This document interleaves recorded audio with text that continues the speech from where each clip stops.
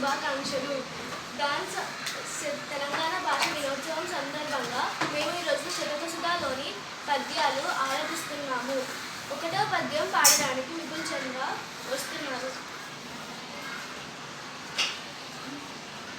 అందరికీ నమస్కారములు. నా పేరు విపుల్ చంద్ర. నేను మా పాఠంలో ఉన్న పరనారి సోదరుడు పాడుతున్నాను. పరనారి సోదరుడై పరధనమున కాసపడక పరులకు హితుడై పరులు ధనున్ బొగడక నెగడక బరులలిగిన నరగొన్నతడు పరముడు సుమతి. ఇప్పుడు 1వ పద్యం భావం చెప్పడానికి కార్తీక రాబోతుంది. అందరికీ నమస్కారం. నేను ఈరోజు సుమతి శతకంలోని బద్దెన గారు రాసిన పరనారి పద్యానికి భావం చెప్పబోతున్నాను. మంచి బుద్ధి కలవాడ ఇతరుల స్త్రీలందరికీ సోదరునిగా మెలగాలి. ఇతరుల ధనానికి ఆశపడవద్దు. ఇతరుల మేలు కోరుతూ ఉండాలి. ఇతరులు తనను పొగిడినా పొంగిపోకుండా ఉండాలి. ఇతరులు తనపై కోపడ్డా వారి మీద కోపడకుండా ఉండాలి. ఎట్టివాడు అందరికంటే మంచివాడు. ఇప్పుడు 2వ పద్యం పాడడానికి మనస్విని రావాలి. అందరికీ నమస్కారం. నా పేరు మనస్విని రెడ్డి. నేను ఈరోజు చెప్పబోయే శతకం పేరు శ్రీకాళహస్తీశ్వర. కొడుకులు పుట్టరటంచు నేర్చు రవిపేకులు జీవన భ్రాంతులై కొడుకులు పుట్టరే కౌరవేంద్రవేకులు వారిచ్చే నేతకులు వడిసం బుద్ధుడు లేని రాశుకునంకు బాటిల్ లేని దుర్గకులు చెడనే మోక్షపదం పుత్రుకునంకు శ్రీకాళహస్తీశ్వర. ఇప్పుడు ఆ పద్యం యొక్క భావం చెప్పడానికి హరీష్ వస్తుంది. నేను దుర్జటి గారు రాసిన శ్రీకాళహస్తీశ్వర భావం చెప్పబోతున్నాను. శ్రీకాళహస్తీశ్వర నాకు కొడుకులు పుట్టలేదు అని తెలియలేని వారు బాధపడుతున్నారు. ధృతరాష్ట్రుడికి 100 మంది కొడుకులు ఉన్నా అతనికి ఏ మేలు జరగలేదు. శుక్ర మహర్షికి ఒక్క పుత్రుడు లేకపోయినా అతనికి మోక్షం పొందింది. కాబట్టి కొడుకులు ఉన్నా లేకపోయినా ముక్తి మాత్రం జరుగుతుంది. ధన్యవాదాలు. ఇప్పుడు 3వ పద్యం పాడడానికి కే ఆద్య వస్తున్నారు. నా పేరు ఆద్య. నేను కుమారి శతకంలోని పద్యాన్ని పాడబోతున్నాను. చెప్పకు చేసిన మేలు నాకప్పుడైన దాని హర్షింపరుగా గొప్పలు చెప్పిన నదియును దప్పేయని చిత్తమందు దలపు కుమారి. ఇప్పుడు 3వ పద్యం యొక్క భావం చెప్పడానికి అద్భుత వస్తుంది.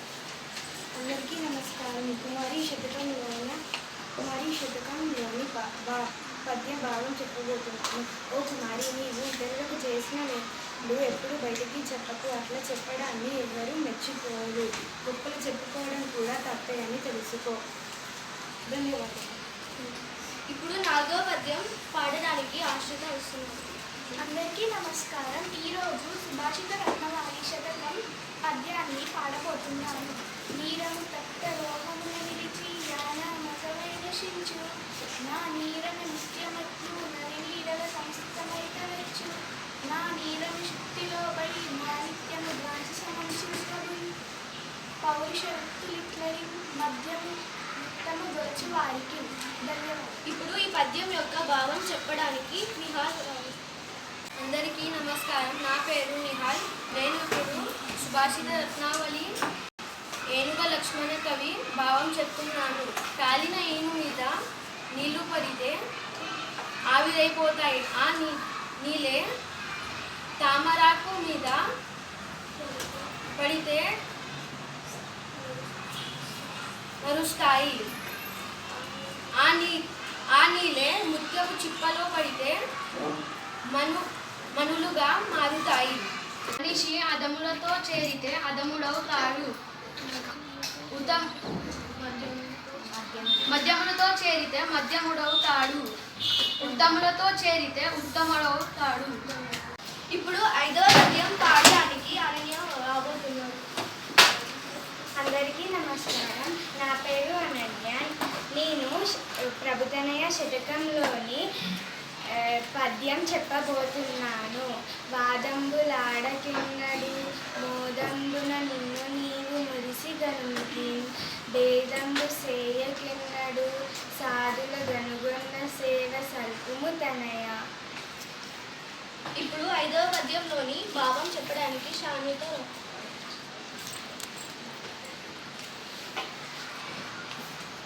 నేను గౌతముల నారాయణరావు రాసిన పద్యంలోని భావం చెప్పబోతున్నాను. ఓ తనయ, ఎప్పుడు అనవసరమైన వాదాలు ఆడకు.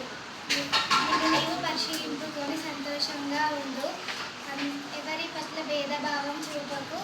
మంచి వారికి సేవ చేయి. ధన్యవాదాలు. ధన్యవాదాలు. ఇప్పుడు 6వ పద్యం పాడడానికి ఆయుష్. అందరికీ నమస్కారం. నా పేరు ఆయుష్. నేను 6వ పద్యం చెప్పుతున్నాను.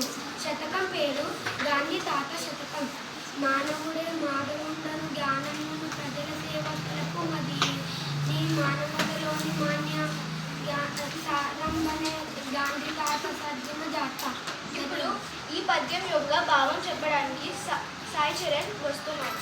మానవుడే మానవుని పద్యం భావం చెప్తున్నాను. మంచి గుణాలు కలవాడే మనిషి భావంతులని ఆలోచనతో ప్రజలకు సేవ చేయి. అట్లా చేయడం మానవత్వానికి ఉన్న ఉన్నత స్థానం అని గాంచడం చెప్పాడు. ధన్యవాదాలు.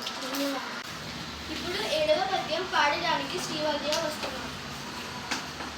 అందరికీ నమస్కారం. నా పేరు శ్రీవల్య. నేను భరతసింహ శతకం పద్యం పాడబోతున్నాను. మొసట వెక్కిరించి నోట నవ్వులు చూపి కడుపు నిండా విషము గలగువాడు కాలనాగు కన్న కడు ప్రమాదమయ బాల నరసింహ భరతసింహ. ఇప్పుడు ఈ పద్యం యొక్క భావం చెప్పడానికి తేజస్వి వస్తున్నాడు. అందరికీ నమస్కారం. సూరోజు బాల నరసింహాచారి గారు రాసిన భరతసింహ శతకంలోని పద్యానికి భావం చెప్పబోతున్నాను. బాల నరసింహ భరతసింహ నోటితో నవ్వుతూ నొసటితో వెక్కిరిస్తూ కడుపు నిండా విషము పెట్టుకున్నవారు కాలనాగు కన్నా ప్రమాదకరమైన వారు. వారితో జాగ్రత్తగా ఉండాలి. ధన్యవాదాలు. ఇప్పుడు 8వ పద్యం పాడడానికి మహర్షి వస్తున్నారు. అందరికీ నమస్కారం. నా పేరు మహాశ్రీ. నేను భగవచరిత శతకంలోని పద్యం పాడబోతున్నాను. తప్పు చేసి కూడా తనదగు తప్పును కప్పు పుచ్చువారికి కనిషమటుడు ఒప్పుకునేటివాడు గొప్ప మనుషుడు భద్ర వంశతులక పద్య చరిత. ఇప్పుడు ఈ పద్యం యొక్క భావం చెప్పడానికి వినూత్న వస్తున్నారు. డాక్టర్ టివి నారాయణ గారు రాసిన పద్యానికి భావం చెప్తున్నాను. భరత వంశానికి తిలకం వంటి వాడ, మంచి బుద్ధి కలవాడ, తప్పును చేసి కూడా తప్పును ఒప్పుకునేవారు చెడ్డవారు, తప్పును చేసి కూడా ఒప్పుకునేవారు మంచివారు. ధన్యవాదాలు.